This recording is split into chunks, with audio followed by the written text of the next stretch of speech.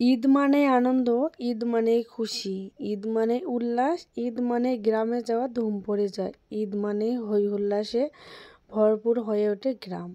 Hi everyone, আসসালামু আলাইকুম। সবাই কেমন আছেন? আশা করি সবাই খুব ভালো আছেন।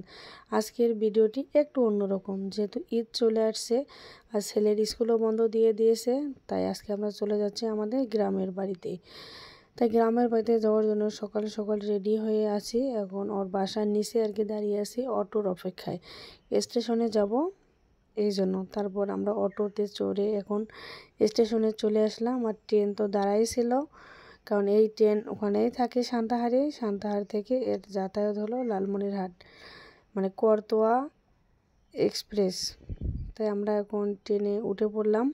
তবে আজকের জার্নিটা আমার জন্য একটুখানি কষ্টকর হয়েছিল, কারণ জার্নিটাই ছিল এই যে উল্টা দিকেই আমার সিট পড়ছিল।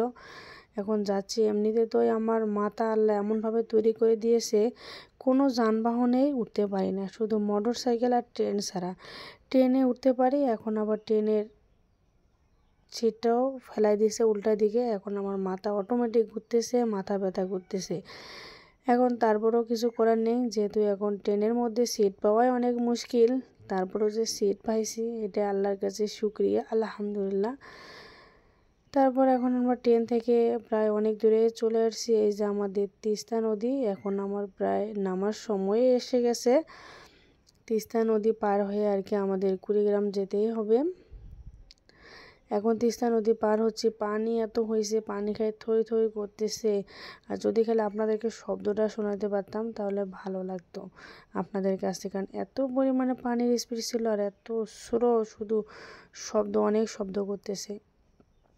এখন আর কি আমি নামবো। নামে এই যে আমরা একটা অটো নিলাম। এইদিকে মনে কারেন্ট ছিল না, সারা দিন রাত কারেন্ট ছিল না। কারেন্ট না থাকার কারণে অনেক অটোতে চার্জ নেই, তাই এখন অটো পাচ্ছি না। অটো আবার একটা পাইলাম, মনে করেন 20 টাকার ভাড়া 40 টাকা করে নিচ্ছে, হোক তারপরও নেক। কিন্তু আমি যে অটোতে যাই, অটো চার্জ না থাকার কারণে আর কি যাইতে পারিনি, ওনার অটো আসতে পারিনি আমাকে নিতে। তাই এখন ভাঙ্গে ভাঙ্গে যাইতে হবে, এখান থেকে এভাবে এভাবে করে আমাকে বাড়িতে পৌঁছতে হবে। এখন কিচ্ছু করার নেই, যেহেতু আছি, কষ্ট তো করতেই হবে। এখন এখান থেকে চলে যাব আমি রাজারহাট। রাজারহাট থেকে তারপর আবার যাইতে হবে। যে অবশেষে চলে আসলাম আমার বাবার বাড়িতে। এসে মায়ের হাতে মজার মজার খাবার, পাট শাক, মুরগির মাংস আর হলো গোসির মাছ, মানে গতা মাছ।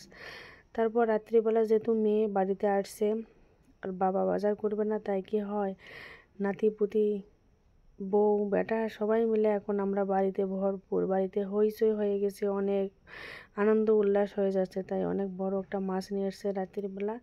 এখন এই মাছটা কাটার দায়িত্ব পড়ছে আমার হাতে, তাই মাছটা এখন কেটে নিচ্ছি। আজকের ভিডিওটি কেমন লাগলো আপনাদের কাছে অবশ্যই কমেন্টস করে জানাবেন। ভালো লাগলে লাইক কমেন্ট শেয়ার করে পাশে থাকবেন। আর এই মাছগুলো কিন্তু বাসায় কাটলে অনেক কষ্ট হয়। আল্লাহ হাফেজ।